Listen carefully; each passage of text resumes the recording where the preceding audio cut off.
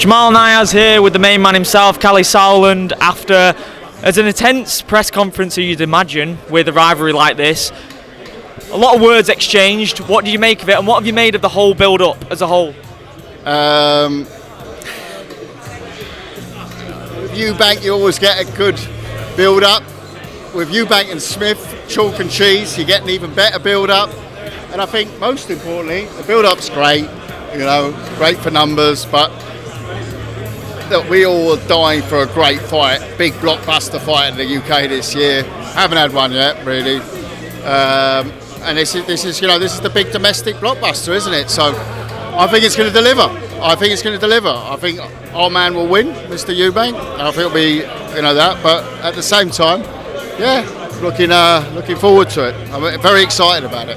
Do you feel that Chris has to get a definitive finish, a knockout, based off how he felt the last one went as well? No, not at all. It's boxing, and Junior and Liam, they're solid punchers, but they're not punchers. They're not like known for their punch out, knockout punch capability. But you saw with Liam last time, it was a great shot, the first one, and those things happen in boxing.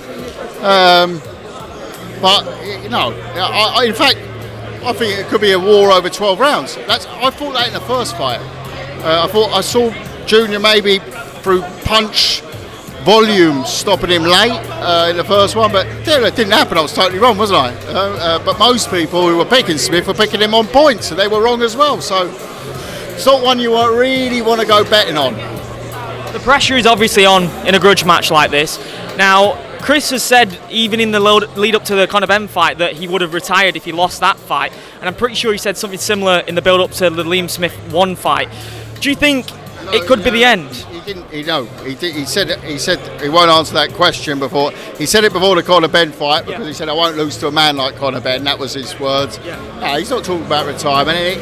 In boxing, when everyone talks about how, are they going to lose and retire? Well, it depends how they're going to lose. We're not going to lose on Saturday, but if someone loses, it's always about how they lose. Yeah? And in boxing, we've seen it too many times, but no, that's not up for discussion at the moment. No. What did you make of the press conference last week as well? KSI, Tommy Fury, John Fury stole the show. I've had a mad week of press conferences. We got obviously Lyndon Arthur boxing for the world title in Bolton tomorrow night on Channel 5.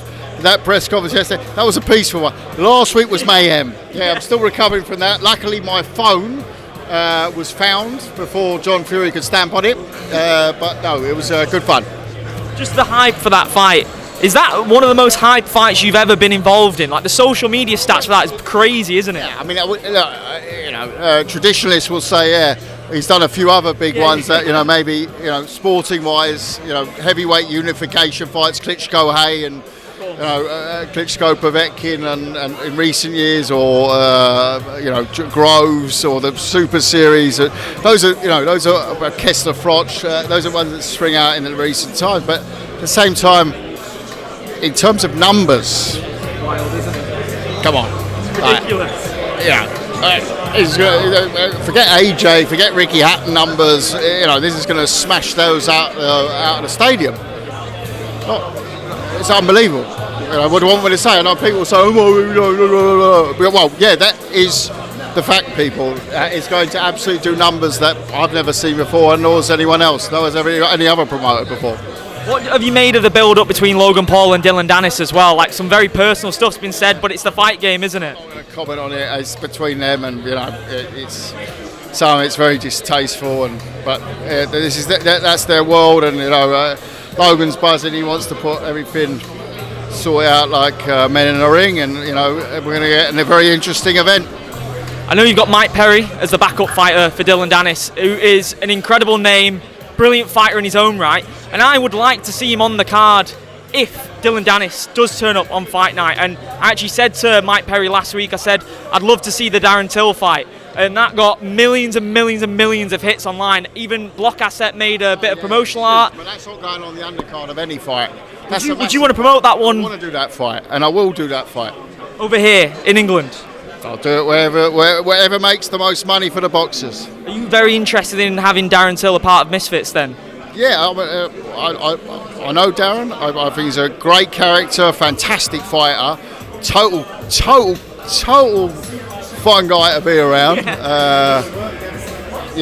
No, he's a top lad. If you had to pinpoint some fighters from MMA, bare knuckle, I don't know how well versed you are in those types of guys like your Mike Perrys and stuff, but if you had to pinpoint some guys from other combat sports you'd love to have a part of Misfits, who would you say and why?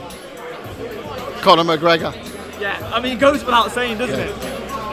Conor McGregor. Honestly, how realistic is that happening? Because he called out KSI, it wasn't the other way around, he actually called him out. I'd love to do that fight. I mean, we'd have to talk to Dana, obviously, and I think he's with the UFC, so we'd have to work it out, but yeah.